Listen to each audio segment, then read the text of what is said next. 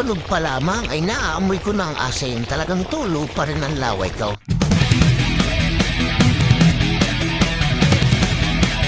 Ano nga pala'y pata at ulo ng baboy? Yung belis na ginayat At ang pinaka-importante, hugase.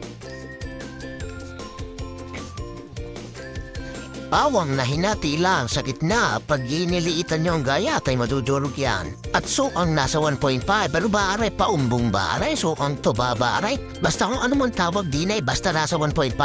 At pinakamaganda ko sa tulyasi mululutuin nyo sa kahoy dahil ito'y lalabugin natin maksaya kung nakagasol. Ang muntik ng makalimutang paminta, magic sarap at atin ang tatakpan at biglang luto na. Ideal ay kaya namang sarap ng idinalay.